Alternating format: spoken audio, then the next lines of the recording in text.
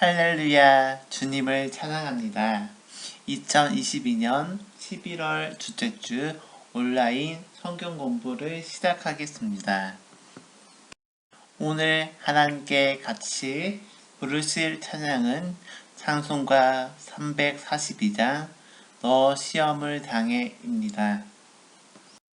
오늘 우리에게 주시는 하나님의 말씀은 야고보서 1장 2절에서 4절 말씀입니다. 내 형제들아 너희가 여러가지 시험을 당하거든 온전히 기쁘게 여기라. 이는 너희 믿음의 시련이 인내를 만들어낼 줄 너희가 아니라. 인내를 온전히 이루라. 이는 너희로 온전하고 구비하여 조금도 부족함이 없게 하려 하심이라. 아멘. 오늘의 성경 공부 주제는 하나님의 약속 6번째 시간 시련을 통한 성장의 약속입니다. 야고보는 시련이 무엇인지 잘 알고 있었습니다. 그의 형제가 무고히 체포되어 부당한 재판을 받고 처참하게 처형되었습니다. 그와 관련이 있는 사람들은 모두 목숨이 위태로웠습니다. 야고보는 요셉과 마리아의 아들로서 예수님의 형제였습니다. 그는 예수님의 부활을 목격한 뒤 모든 의심을 버리고 충실한 신자가 되었습니다. 야고보는 자신의 형제인 예수님을 주님과 하나님으로 받아들였습니다. 그 결과 예수님의 원수들이 곧 그의 원수들이 되었습니다. 야고보와 신자들은 예수님을 따른다는 이유로 혹독한 박해에 직면했습니다. 야고보는 목자가 양떼를 돌보듯이 신자들을 돌보기 시작했습니다. 예루살렘에 거주하는 모든 신자가 그를 지도자로 인정하고 그의 보살핌을 받았습니다. 로마인들과 유대인들은 기독교인들을 핍박하기 시작했습니다. 로마인들은 신자들에게 가혹한 세금을 물리고 노예처럼 대우했고 유대인들은 그들의 가문에서 쫓아내고 직장에서 해고했으며 이단으로 잔재했습니다. 로마인들과 유대인들은 서로 힘을 모아 예루살렘의 기독교인들을 감옥에 가두고 교회 지도자들을 살해했습니다. 박해가 너무 급심했기 때문에 많은 신자가 목숨을 구하기 위해 예루살렘에 떠나 각처로 뿔뿔이 흩어졌습니다. 야고보는 그런 모습을 보여 마음이 몹시 상할 것이 틀림없습니다. 더욱이 그는 자신의 동료들이 감옥에 투옥되어 처형되는 것을 지켜봐야 했기 때문입니다. 야고보는 고통과 슬픔을 당하는 와중에도 뿔뿔이 흩어진 신자들에게 편지를 보내어 용기를 북돋워 주었습니다. 그의 말은 가장 큰 용기를 주는 성경의 약속 가운데 하나였습니다. 내 형제들아 너희가 여러가지 시험을 당하거든 온전히 기쁘게 여기라. 이는 너희 믿음의 시련이 인내를 만들어내는 줄 너희가 알미라. 인내를 온전히 이루라. 이는 너희로 온전하고 구비하여 조금도 부족함이 없게 하려 함이라. 야고보서 1장 2절에서 4절. 이의 말씀은 많은 위로와 용기를 줍니다. 하나님은 시련을 통한 성장을 약속하셨습니다. 시련을 당하지 않게 해 주시겠다고 하지 않고 시련을 통해 온전한 사람이 될 수 있게 하겠다고 약속하신 것에 주목해야 합니다. 하나님이 우리를 사랑하시며 시련을 당하지 않아야 한다는 생각은 잘못입니다. 오히려 하나님은 우리를 사랑하시기 때문에 시련을 허락하셨습니다. 하나님이 시련을 주는 목적은 우리를 성숙한 사람으로 만드시기 위해서입니다. 하나님은 안락한 삶보다 성숙한 삶을 더 귀하게 여기십니다. 하나님이 우리를 불편하게 하는 이유는 좀 더 나은 삶을 허락하시기 위해서입니다. 기독교인이 시련을 당하지 않는다는 것은 그릇된 통념에 불과합니다. 야고보는 시련을 통한 영적 성장을 강조했습니다.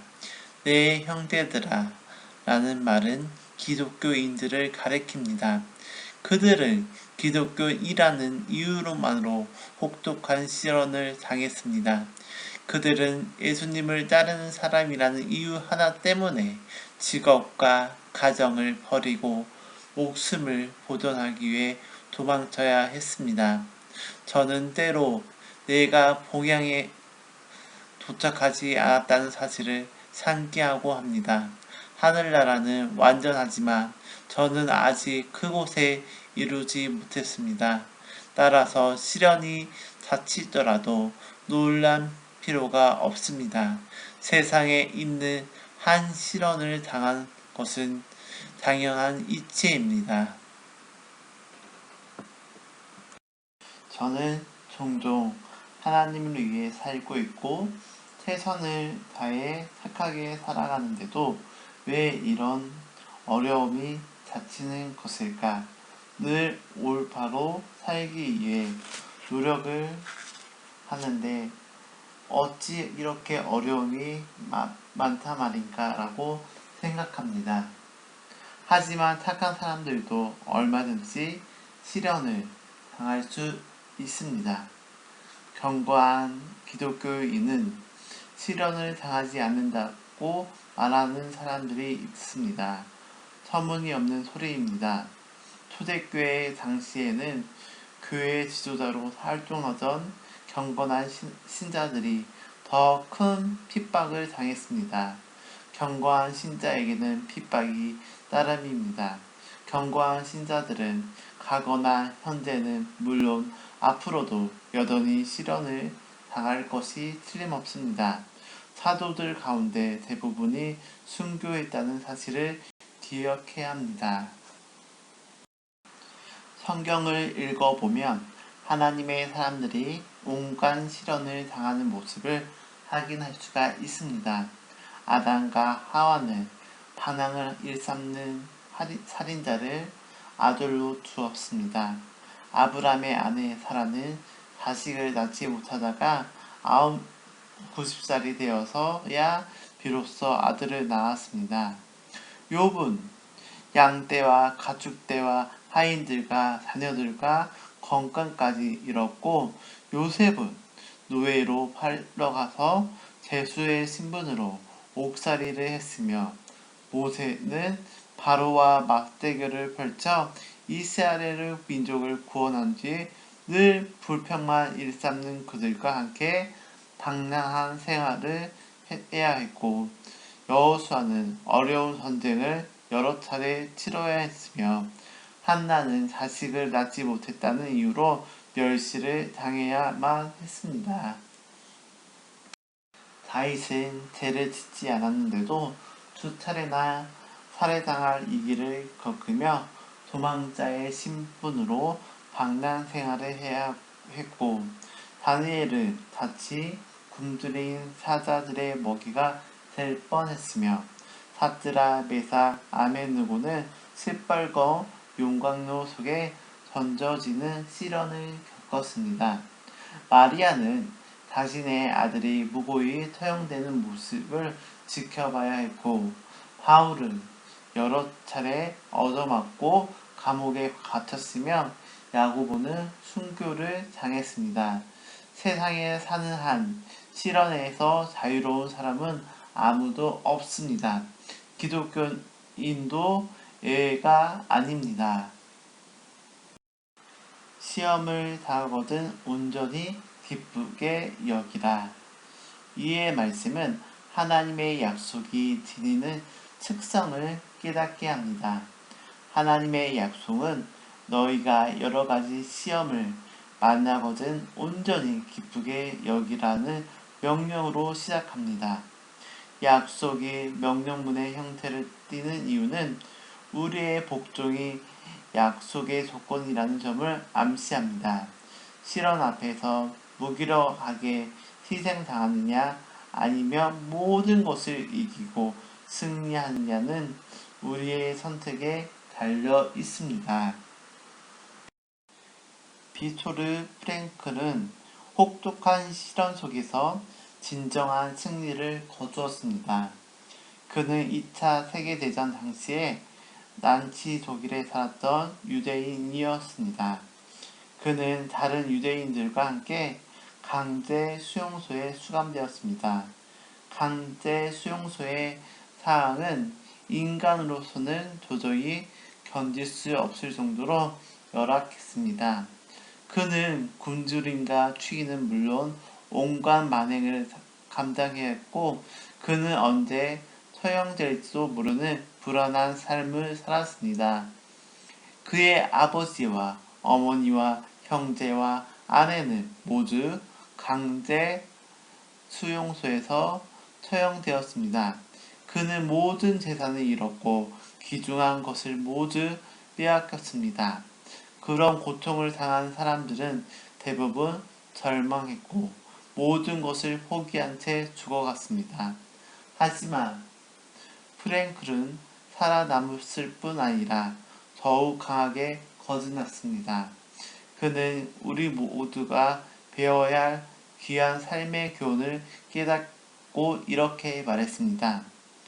사람들에게서 모든 것을 뺏어갈 수도 있지만 주어진 상황에서 스스로의 태도를 결정할 수 있는 자유, 즉 자신의 길을 선택할 수 있는 자유만큼은 아무도 빼앗아 갈 수가 없다. 희생자가 될 필요가 없습니다. 빅토르 프랭클처럼 우리도 승리자가 될 수가 있습니다. 모든 것은 우리의 선택에 달려 있습니다. 이는 너희의 믿음의 실현이 인내를 만들어내는 줄 너희가 암이라. 우리는 이 약속에서 실현을 당할 때 기뻐해야 할 이유를 발견할 수가 있습니다. 그 이유는 실현이 우리를 성숙하게 만들기 때문입니다. 야고보서의 약속을 천천히 다시 읽어보면 내 형제들아 너희가 여러가지 시험을 만나거든 온전히 기쁘게 여기라. 이는 너희의 믿음의 실현이 인내를 만들어내는 줄 너희가 압니다. 요즘 사람들은 인내라는 말을 자주 사용하지 않을 뿐더러 쉽게 가감할 때가 많습니다. 하지만 인내를 가볍게 생각해서는 안 됩니다. 인내는 시련을 극복하고 승리자가 될 수 있는 힘을 제공합니다. 저는 학창시절에 달리기를 했습니다. 당시 제 다리는 짧았고 그렇게 빨리 달리지 못했습니다. 하지만 저는 1등을 받고 싶은 욕심에서 달리기를 시작했습니다. 당시 저는 가장 인기 없는 경주를 선택했습니다. 그것은 장거리 경주였습니다. 제가 중학교 때 가장 긴 달리기 종목은 1마리 경주였습니다. 결국 1마일 경주가 나의 전문 분야가 되었습니다. 하지만 나의 실력은 그렇게 전문적이지 못했습니다. 어느 날 고된 훈련을 마무리할 무렵 코치가 저와 동료 몇 명에게 1마리 경주를 해보라고 요구했습니다. 우리는 몹시 지친 상태였지만 코치의 지시에 따르기로 했습니다. 1마리의 4분의 3을 달렸을 때 나는 마침내 한계에 부딪혔습니다. 발이 납덩이처럼 무거워졌고 수숨이 턱까지 타오르며 옆구리에 심한 통증을 느꼈습니다. 결승점이 마치 수마일이나 멀리 떨어져 있는 것처럼 보였고 경주로가 경산지 언덕처럼 생각되었습니다. 마음에서는 멈춰야 해, 너무 힘들어, 더 이상 불가능해 라는 소리가 들려왔습니다. 바로 그때 코치의 목소리가 공기에 가로질렀습니다. 그는 고통을 이겨내라. 너는 할 수 있다. 고통을 이겨내. 라고 소리쳤습니다. 저는 코치의 말에 따랐습니다. 그의 말은 적시에 내게 용기를 불어넣어 주셨습니다. 저는 자신도 모르고 있던 힘을 발견했습니다. 결국 저는 아무도 예상하지 못한 기록을 달성했습니다. 그리하여 제가 생각했던 것보다 더 큰 능력을 발휘할 수 있다는 사실을 깨달았습니다. 시련을 당할 때는 심신이 무기력해지기 마련입니다. 우리는 달리다가 고통이 느껴지며 그만 멈추고 맙니다. 하지만 하나님은 고통을 이겨낼 수 있는 힘을 주겠다고 약속하십니다. 그분은 우리에게 인내할 수 있는 은혜를 베푸십니다. 인생을 경주하다 보면 고통의 한계에 부딪힐 수가 있습니다. 그럴 때는 주저하지 말고 고통을 이겨내야 합니다. 인내를 온전히 이루라. 이는 너희로 온전하여 구비하여 조금도 부족함이 없게 하려 함이라. 저는 태권도도 해보았습니다. 태권도를 하려면 바벨 운동을 근력을 키워야 합니다. 지금도 처음 체력 단련실에 갔던 기억이 새롭습니다. 당시 신입이었던 저의 몸무게는 60kg에 불과한 깡마른 태구였습니다. 제 주위에는 체격이 거대한 미식축구 선수들이 우글거렸습니다. 집에서 바벨을 조금 들어보았지만 체력 단련실에 있는 바벨은 훨씬 더 무거워 보였습니다. 저는 모두가 지켜보는 앞에서 우습지 않게 보이려고 낑낑대며 바벨을 들었습니다. 다음날 저는 온몸이 욱신거려 몸을 제대로 가룰 수 없습니다. 체력 단련실의 벽에는 게시판이 걸려 있었습니다. 저는 그곳에 쓰여진 고통이 없으며 없는 것이 없다는 글귀를 잊지 못합니다. 이 말은 야고보서 1장 4절과 일맥상통합니다. 저는 그 말이 진리라는 점에 깨달았습니다. 바벨을 들다가 근육이 아프다고 중단하면 근력이 늘어나지 않습니다. 하지만 고통을 이겨내고 훈련을 계속하면 근육이 강해지기 시작합니다. 고통을 견뎌야만 성과를 얻을 수가 있습니다. 시련은 힘들고 고통스럽기 마련입니다.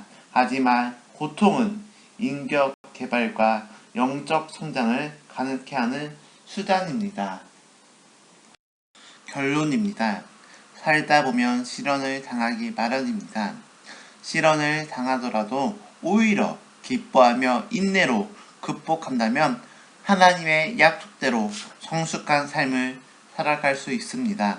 포기하지 말고 고통을 이겨내며 성장할 수가 있습니다. 이것이 하나님의 약속입니다.